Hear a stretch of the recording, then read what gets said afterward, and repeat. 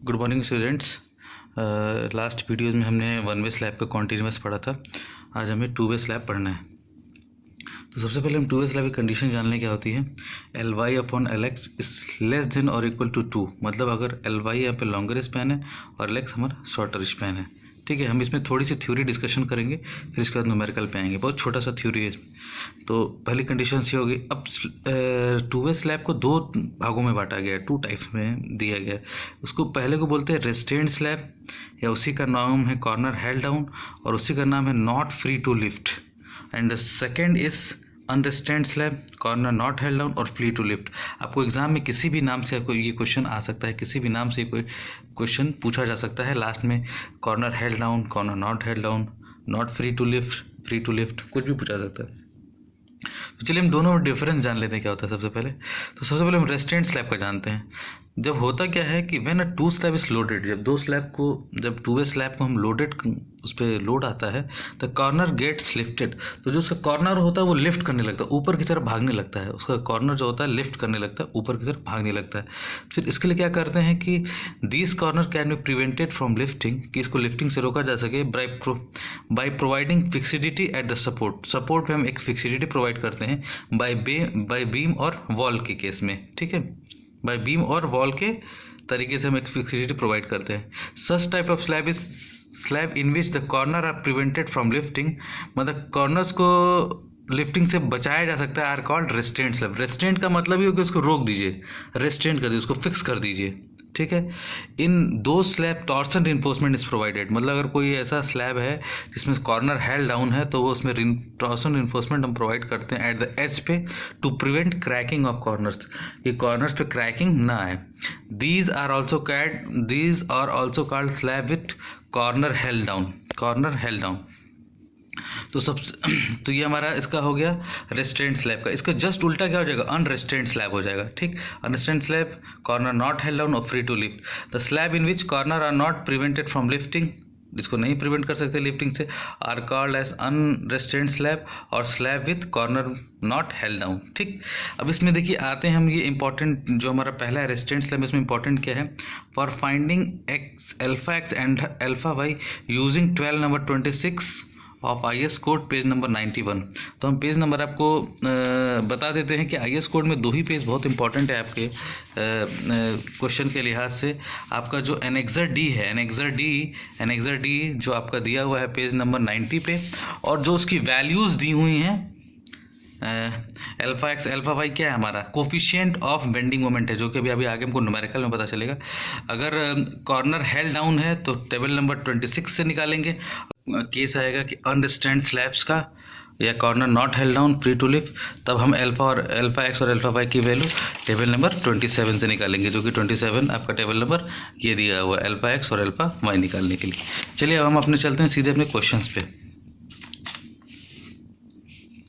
Question है, design a reinforce concrete slab for a room of clear dimension of 4 meter into 5 meter. The slab is supported on wall of width 300 mm.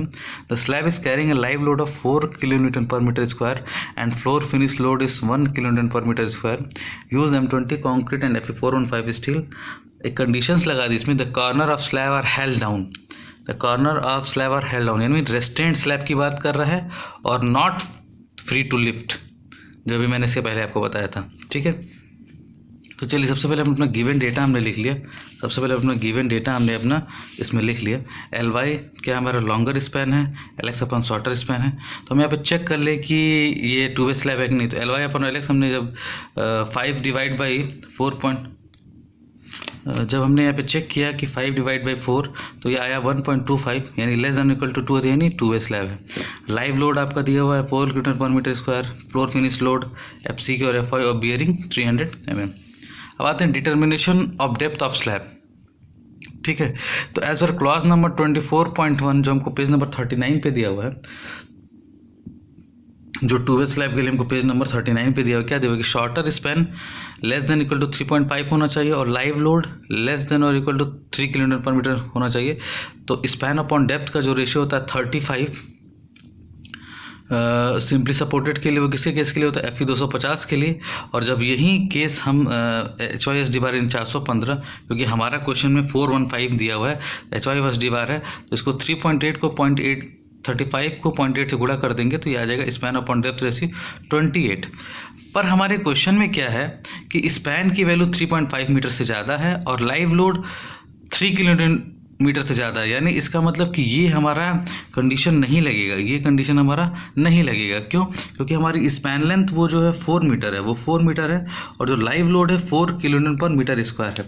मैं आपको code दिखा देता हूँ, आपको मैं कोडल provision दिखा देता हूँ। देखिए कोडल प्रोविज़न में क्या लिखा हुआ है कि for slab spanning in 2 direction the shorter of the 2 spans should be use for calculating the span to effective depth ratio. ठीक है, अब इसमें दिया कि स्पैन की लेंथ 3.5 मीटर तक होनी चाहिए, ठीक है, और जो आपका लोड होना चाहिए वो 3 किलोमीटर पर मीटर स्क्वायर तक होना चाहिए, तब हमारा ये फार्मूला लगता है। पर हमारे यहाँ फार्मूला नहीं लगेगा। इसका मतलब फिर क्या हो जाएगा, ये एक सिंपली सपोर्टेड स्लैब की तरह काम करेगा, यानी L/D का रेशियो हम 20 लेंगे।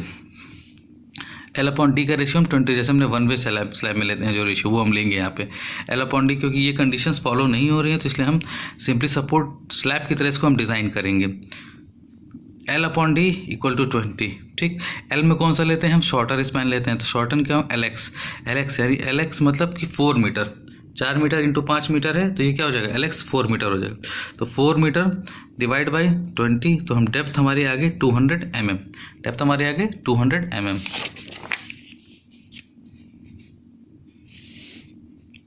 ठीक, अब हमने क्लियर कवर 20 mm का मान लिया और जो डायमीटर ऑफ बार है 10 mm का मान लिया, तो इफेक्टिव डेप्थ हमारा क्या, कैपिटल ओवरऑल डेप्थ क्या होता है, effective depth plus clear cover plus dia by 2। Effective depth 200, clear cover 20 और डाया 10 था, तो 10/2 कितना जो 5, तो कैपिटल डी हमारा आ गया 225 mm। ठीक, चलते हैं हम नेक्स्ट स्टेप की तरफ। Step number 2, calculation of effective span.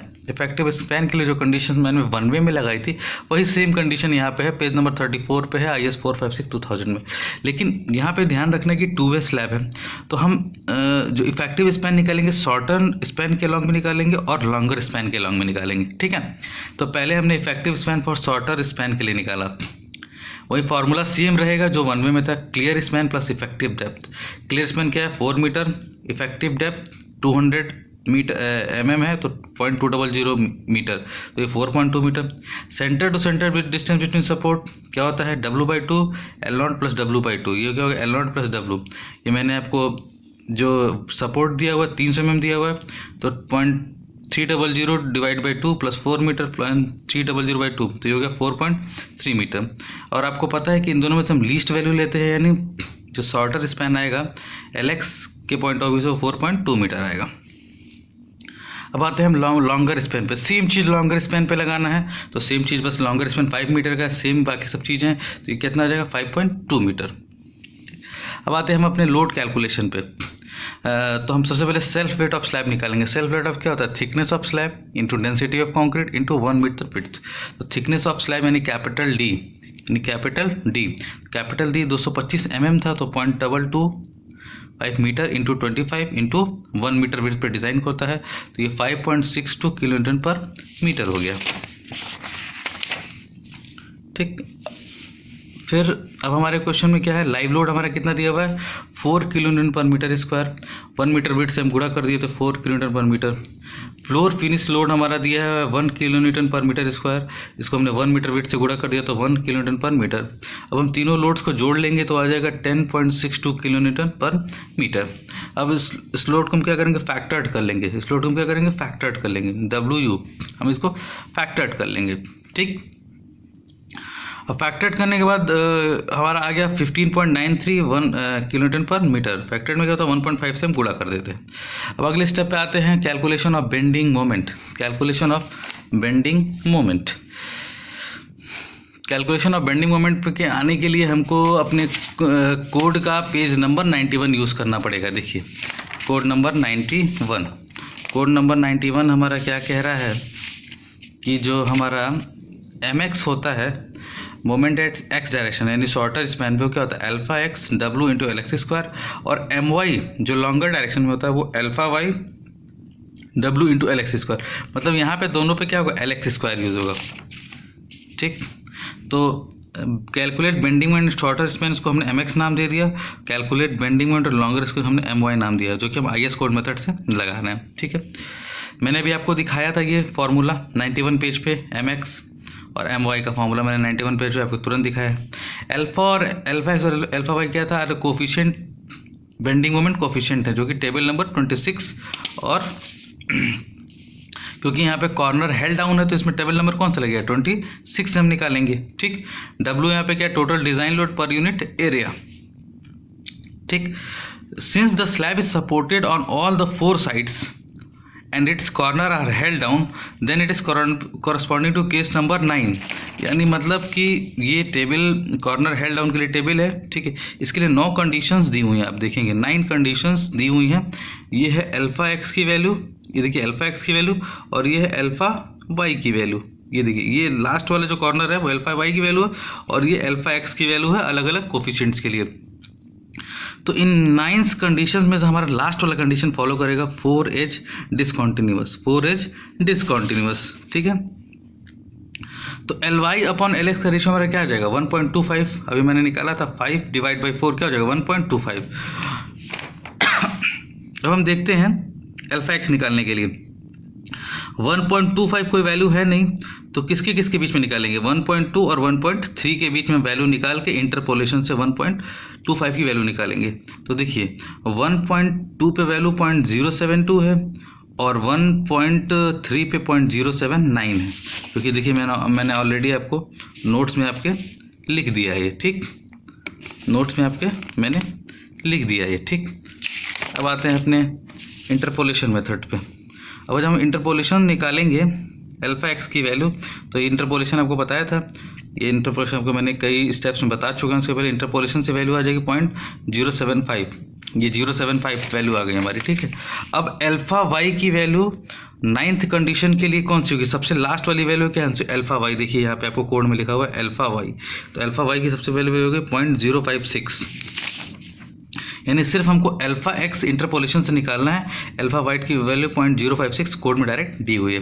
अब हमारा bending moment along shorter span, x को हमने शॉर्टर माना है, वाई को हमने लॉन्गर माना है। फॉर्मूला कहता है alpha x W L x square, alpha x 0.075 आया है। ठीक, डब्ल्यू जो हमारा टोटल लोड आया था 15.93 इंटू 4.2 स्क्वायर। एल एक्स क्या मतलब जो शॉर्टर स्पैन आया था 4.2 मीटर आया था, तो हमारा बेंडिंग मोमेंट आ गया एक्स डायरेक्शन में 21.07 किलोन्यूटन मीटर। सेम उसी तरह वाई डायरेक्शन में लॉन्गर स्पैन के डायरेक्शन में सेम फार्मूला 0.05 इंटू फिर, और ये 4.2 ही होगा, क्योंकि मैंने बताया था कि यहाँ पे भी एल एक्स ही होगा, कोई यहाँ पे एल वाई नहीं करेगा, एल एक्स ही होगा फार्मूले में। ठीक, तो आ गया 15.73 किलो न्यूटन मीटर। तो हमने बेंडिंग मोमेंट एक्स डायरेक्शन और वाई डायरेक्शन बोथ डायरेक्शन में हमने निकाल ली।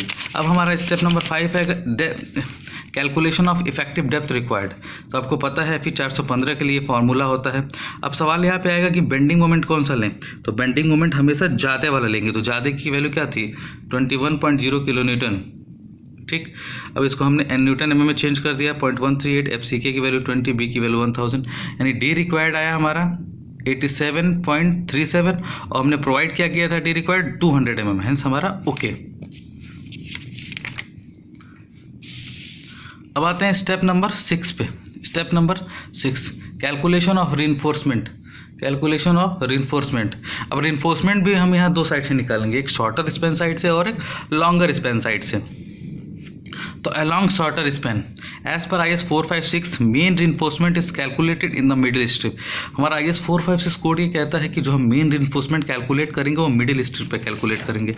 मैं आपको इसका एक फिगर भी आपको दिखा देता हूँ, ये देखिए कोड में आपको दिया हुआ है। देखिए ये शॉर्टर स्पैन है, ये लॉन्गर स्पैन है, ये मिडिल स्ट्रिप पे हमको कल करना, ये एज स्ट्रिप है, ये एज स्ट्रिप है।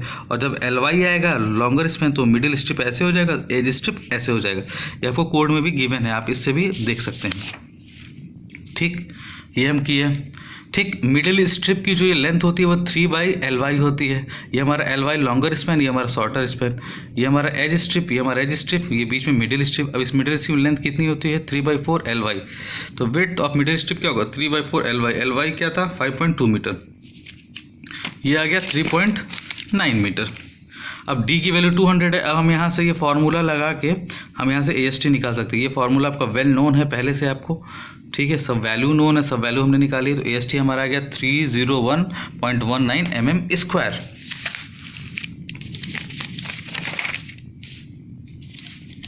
ठीक है, अब हम यहाँ पे diameter of the bar 8 mm भी ले सकते हैं, 10 mm भी ले सकते हैं। हमने 10 mm का बार यहाँ पे ले लिया। स्पेसिंग क्या होती है, जो हमने यहाँ बार का डायमीटर लिया उसका एरिया π/4 × 10² डिवाइड बाई AST अभी हमने निकाला 301.19 × 1000। तो ये हमारा स्पेसिंग आ गया 260.63 mm। ये हमारा स्पेसिंग आया। मैंने बताया जितनी स्पेसिंग आती है उससे हम थोड़ा कम मान लेते हैं, तो हमने 250 को अडॉप्ट कर लिया। ठीक, अब हम यहाँ पे चेक भी लगा सकते हैं 3D और 300 mm। डी की वैल्यू 200 mm, 600, ये 300, तीनों में स्पेसिंग कम कौन सी हुई, 250।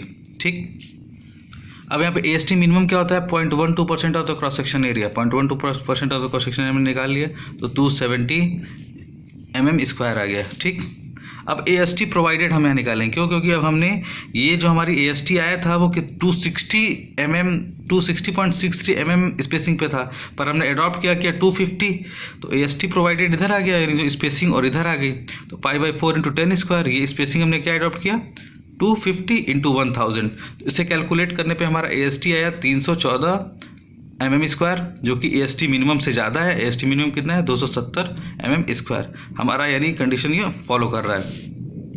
हम फाइनल आंसर क्या लिखेंगे, provide 10 mm dia bar at the rate of 250 mm centre to centre, 250 mm centre to centre in the middle strip of width 3.9 metre.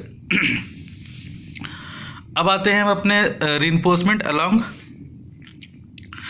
Longer span. Longer span के लिए मैंने आपको कंडीशंस बताई थी। देखिए ये कोड की कंडीशंस है, सेम यही कंडीशंस मैंने यहाँ पे बनाई हैं आपको। ठीक, मिडिल स्ट्रिप जो, तो मिडिल स्ट्रिप की जो ये विड्थ होगी वो क्या होगी, 3/4 LX होगी। तो 3/4 LX निकालने पे कितना जाएगा, 3.15 मीटर। अब हमको निकालना होगा कि effective depth along y axis, y direction, sorry अभी हम लॉन्गर डायरेक्शन मतलब वाई डायरेक्शन। तो मैंने यहाँ पे ऊपर दिखाया, शायद आपको समझ ना आए, तो पहले हम डायग्राम को समझते हैं। जैसे मैंने एक स्लैब बनाई, देखिए स्लैब की टोटल जो थिकनेस थी वो कितनी थी, 225 mm मैंने बनाई। ठीक, ये हमारा एक रीइंफोर्समेंट हमने नीचे दिया शॉर्टर स्पैन का। देखिए ये शॉर्टर स्पैन का है, शॉर्टर स्पैन स्टील है, और ये जो सर्कुलर जो हमने दिया वो क्या है, लॉन्गर स्पैन स्टील है। ठीक, तो आप ध्यान दीजिएगा, यानी यहाँ नहीं, देखिए यहाँ से यहाँ तक ये टोटल ओवरऑल डेप्थ है, कैपिटल डी है, कैपिटल डी है। ठीक, पर आपको पता है कि इफेक्टिव डेप्थ क्या होता है, हाफ ऑफ द रीइंफोर्समेंट से टॉप तक की दूरी। यानी ये देखिए यानी इसके हाफ से टॉप तक की दूरी क्या हो जाएगी, देखिए जो मैंने ये दिखाया है आपको 200 mm। ये अब हमको वाई डायरेक्शन वाला ये है हमारा, तो लॉन्गर स्पैन स्टील क्या है, मतलब वाई डायरेक्शन, वाई डायरेक्शन मतलब ये है, ये वाला ये यूज़ करना है। तो इसके आधे से टॉप तक की दूरी होगी। तो आप ये देखिए, ये जो हमारा बार का डायमीटर था 10 mm, तो इसका आधा 10, 5 ये हुआ और 5 ये हुआ, यानी हम 200 mm में से 200 में से 10/2 यानी 5 mm को घटा देंगे तो हमारा कितना आ जाएगा, वाई डायरेक्शन में जो डेप्थ आएगी वो कितनी जाएगी, 190 आ जाएगी। आपको क्लियर होना चाहिए, क्यों, क्योंकि ये भी 10 mm का बार है और ये भी जो बार मैंने दिखाया डायमीटर ये भी क्या है, 10 mm का है। तो 5 यहाँ से कम हो जाएगा और 5 यहाँ से कम हो जाएगा इसके आधे से। तो यहाँ से टॉप तक की दूरी क्या हो जाएगी, टॉप तक की दूरी हमारी क्या हो जाएगी, DX में से 5 इसका कम होकर क्या आ जाएगा, 190 mm वाई डायरेक्शन के लिए आ जाएगा। ठीक, अब MUY निकालेंगे, मतलब मोमेंट एट वाई डायरेक्शन, मतलब लॉन्गर स्पैन। सेम फार्मूला रहेगा, फार्मूले से सेम AST आ जाएगा 233.34 mm²। 10 mm का बार हमने यूज़ किया, सेम आया 335 आया, हमने अडॉप्ट किया 300। कंडीशंस हमारी क्या है, 3D की वैल्यू 190 हो जाएगी। यहाँ पे डेप्थ क्या हो जाएगा, वाई डायरेक्शन में डेप्थ क्या हो जाएगा, 190 हो जाएगा। ठीक, और ये 300 mm। ठीक, अब हमने 300 mm यहाँ पे अडॉप्ट किया, उसके हिसाब से हमने AST प्रोवाइडेड निकाला तो 261.6 mm² हो गया, और AST मिनिमम 270। तो हमारी ये कंडीशन यहाँ पे गलत हो रही है, क्योंकि ये वैल्यू हमारी जो AST प्रोवाइडेड है वो AST मिनिमम से ज़्यादा आनी चाहिए। तो हम क्या करेंगे, स्पेसिंग को और कम कर लेंगे, हम स्पेसिंग को अब हम 250 मान लेंगे जो हम 300 मान रहे थे, अब हम स्पेसिंग को 250 मान लेंगे। तो स्पेसिंग को जब 250 रखेंगे तो AST प्रोवाइडेड 314 mm² आ जाएगा, जो कि AST मिनिमम से ज़्यादा आ जाएगा। तो हमारा फाइनल आंसर क्या लेंगे कि प्रोवाइड, ये किसके लिए, लॉन्गर स्पैन के लिए, provide 10 mm dia bar at the rate of 250 mm centre to centre. अब देखिए reinforcement in edge strip, edge strip पे भी हमको रीइंफोर्समेंट देना है, जो कि एनेक्सर डी में कहा गया है। एनेक्सर डी में ये कहा गया है कि मिनिमम रीइंफोर्समेंट हम एज स्ट्रिप पे देते हैं। तो AST मिनिमम कितना था, 270 mm², ठीक, 270 mm², 270 mm²। अब हम यहाँ 10 mm का बार यूज़ कर रहे हैं, तो नंबर ऑफ बार्स निकाल सकते हैं। एरिया हमको पता है, तो एरिया डिवाइड बाई एक बार का एरिया, यानी π/4 × 10 का स्क्वायर। तो ये आ गया 3.43, यानी 4 बार। तो नंबर ऑफ बार 4, तो provide 4 number of bars in each edge strip in x और y डायरेक्शन। तो x और y डायरेक्शन में जो एज स्ट्रिप्स हैं वहाँ पे हम 4 नंबर ऑफ बार्स देंगे, और उसका टोटल का एरिया ऑफ स्टील 270 mm² होगा, ठीक है। अब आते हैं हम टॉर्सन रीइंफोर्समेंट में। क्यों? क्योंकि हमने टॉर्सन, आपको पता है कि टॉर्सन हमको किस लिए हम देते हैं, क्योंकि हमारे कॉर्नर्स पर क्रैक ना आता है। तो टॉर्सन रीइंफोर्समेंट के लिए IS 456 ने कहा है steel is provided in each layer, कितना होता है, 75% of the AST of mid span, 75% AST of the mid span. मैं आपको ये IS कोड में भी दिखा देता हूँ।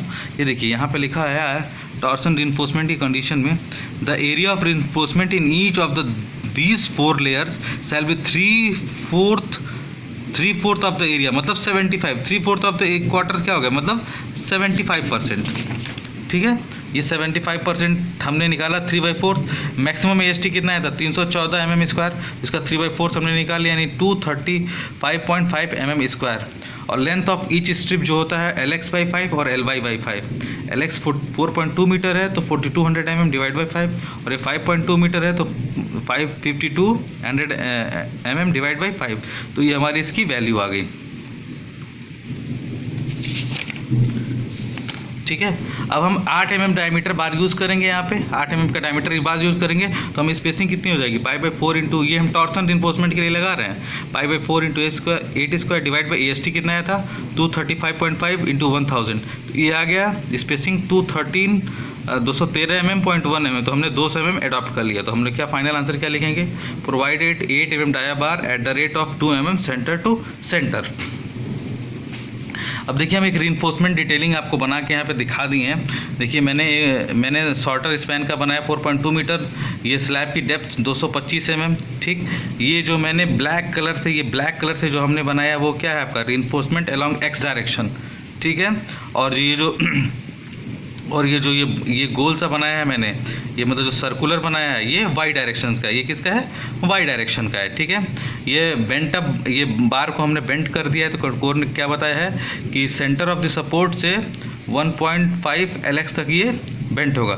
Distance of bent up bar at the support, अगर पूछा जाए कि distance of bent up bar at the support क्या होगा, 0.15 LX। LX की वैल्यू 4.2 मीटर, यानी 0.63 मीटर पे ये बेंट अप किया गया है।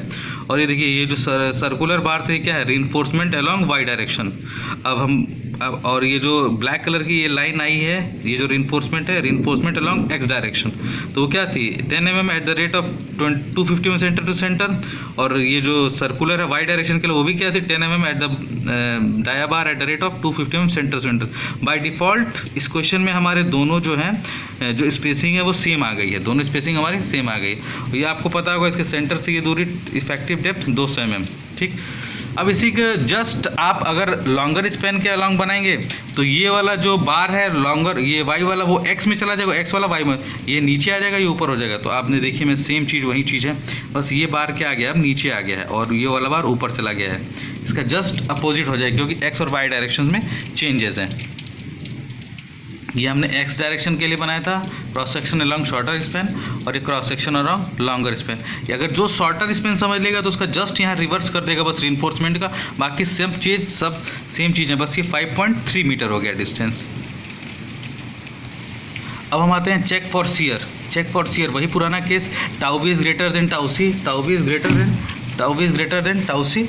तो अब हमको क्या, बस एक्स डायरेक्शन और वाई डायरेक्शन बोथ में निकालना होगा, एक्स डायरेक्शन और वाई डायरेक्शन बोथ में निकालना होगा। वी यू एक्स क्या होगा WU जो कि हमको IS कोड में हमारा दिया हुआ है कि जो शियर फोर्स होता है WXL/2 होगा, ठीक है। WU मतलब जो हमारा यूडियल लोड आया था 15.93, LX का मतलब shorter span 4.2 metre divide by 2 33.45 for shorter span. Same इसी तरीके से हम लॉन्गर स्पैन में निकाल लेंगे, कोई दिक्कत नहीं है, बस यहाँ 5.3 आ जाएगा। जो नॉमिनल शियर स्ट्रेस निकालेंगे वो भी एक्स डायरेक्शन और वाई डायरेक्शंस के लिए हम निकालेंगे, एक्स डायरेक्शन और वाई डायरेक्शंस के लिए।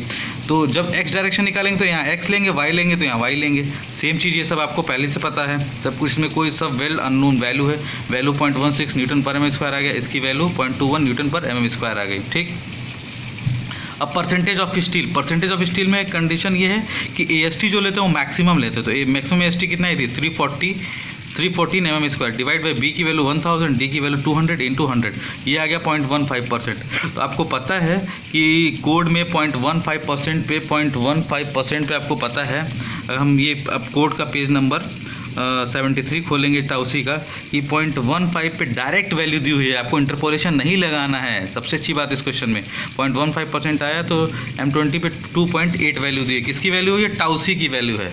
टाउसी की वैल्यू कितनी आ गई, 0.28 न्यूटन mm स्क्वायर। हमने इसको इक्वेशन 1 माना, इसको 2 माना, इसको 3 माना। अब हमने 1, 2, 3 को कंपेयर किया तो ये पाया कि टाउसी की वैल्यू टाउ VX और टाउ VY से ज़्यादा है। हेंस हमारा जो स्लैब है वो सेफ इन शियर है, हमारा जो स्लैब है सेफ इन शियर है, ठीक। अब हम अपने चलते अपने लास्ट स्टेप की तरफ, चेक फॉर डिफ्लेक्शन, जो कि मैंने बताया आपको पिछले सिंपली सपोर्टेड में भी बताया, आपको कॉन्टिन्यूस में बताया, फिर से मैं बता रहा हूँ। पेज नंबर 38 पे दिया हुआ है इस कोड में, FS 0.58 FY divide by AST required divide by AST provided. ये पता AST रिक्वायर्ड हमारा कितना आया था, 301.19 mm स्क्वायर आया था। फिर रिक्वायर्ड हमारा 301.19 आया था और प्रोवाइडेड हमारा कितना आया था, 314 mm स्क्वायर आया था। तो इससे हमने FS निकाल लिया 230 न्यूटन पर mm square. Percentage of steel हमने क्या निकाला अभी इसके पहले स्टेप में, 0.15%। अब 0.15%, अब इन दोनों की सहायता से हम मॉडिफिकेशन फैक्टर निकालेंगे,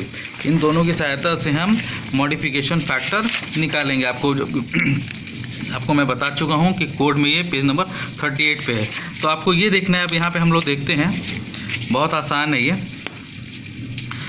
है क्या कि परसेंटेज ऑफ FS की वैल्यू 230, यानी ये जो कर्व है आप देखिए 4 कर्व्स आपको दिए हुए हैं, 5 कर्व, पहला, दूसरा, तीसरा, चौथा। तो 230 कहाँ आएगा, 240 के सबसे नियरेस्ट आएगा, यानी 240 वाला कर्व को हम चुन लेंगे। अब दूसरा percentage of steel 0.15%। Percentage of steel के लिए टेबल देखिए हमारा ये दिया हुआ है, परसेंटेज ऑफ स्टील के लिए टेबल हमारा ये दिया हुआ है, यानी ये पॉइंट है, ये 0.2 है हम बीच में और 0.4 है, तो करीब ये 0.2 के बगल में ही कहीं आएगा, 0.2 के बगल में ही कहीं आएगा। और जब इसको हम कट करेंगे तो ये ऊपर की तरफ जाएगा, ऊपर की तरफ मान लीजिए कहीं जाएगा, जाते अभी चौथे कर्व को कहाँ कट करेगा, चौथे कर्व को ये कट कर रहा है यहाँ पे, चौथे कर्व को कटेगा यहाँ पे, यानी इसकी वैल्यू हो जाएगी 2, तो ये हो जाएगी, और 0.5 इधर 1 आ जाएगी, यानी मॉडिफिकेशन फैक्टर की जो वैल्यू आएगी 2.15 आ जाएगी। मॉडिफिकेशन फैक्टर के की वैल्यू 2.15 आ जाएगी। फॉर्मूला क्या होता है, L/D मैक्स 20 × K की वैल्यू 2.15 यानी 43, यानी D रिक्वायर्ड यहाँ से हम निकाल लें, D को इधर लेते जाएं, इसको पूरा इधर लेते हैं, तो ये L क्या हो जाएगा 4200 mm, यानी 4.2 मीटर था तो 4200 mm डिवाइड बाई 43 कहाँ से आया, 20 इंटू 2.15 क्या है, मॉडिफिकेशन फैक्टर। ये क्या है 2.15 क्या है, K बराबर मॉडिफिकेशन फैक्टर। हमने गुणा किया तो ये आ गया 43, जब इसमें हमने डिवाइड किया तो 97.67, हमको रिक्वायर्ड था 97.67 का, और हमने जो प्रोवाइड किया 200 mm प्रोवाइड किया, यानी जो हमारा स्लैब है वो डिफ्लेक्शन में भी सेफ है। यानी हमने DX प्रोवाइड कितना किया, 200 mm। आपको याद होगा कि 200 mm हमने कहाँ प्रोवाइड किया है, ये देखिए मैं आपको दिखा दूँ, ये जो D की वैल्यू है 200 हमने प्रोवाइड किया था विदाउट मॉडिफिकेशन फैक्टर, और मॉडिफिकेशन फैक्टर लगा के हमको ज़रूरत कितनी है 97.67 की, यानी जो भी कैलकुलेशन हमने किया 200 पे, यानी हमारा जो चेक है वो मतलब DX प्रोवाइडेड की वैल्यू DX रिक्वायर्ड से ज़्यादा आनी चाहिए। तो हमारा चेक यहाँ पे फॉलो कर रहे हैं, यानी हमारा जो स्लैब है, slab is safe in deflection. तो हमारा यहाँ पे आज टू वे स्लैब का जो पहला क्वेश्चन है, पहले टाइप क्वेश्चन है, the corners of the slab are held down, ये ओवर होता है। आपको जो भी कोई दिक्कत होगी तो आप कमेंट बॉक्स में इसको डाल दीजिएगा, मैं आपको इसको एक्सप्लेन कर दूंगा। Thank you.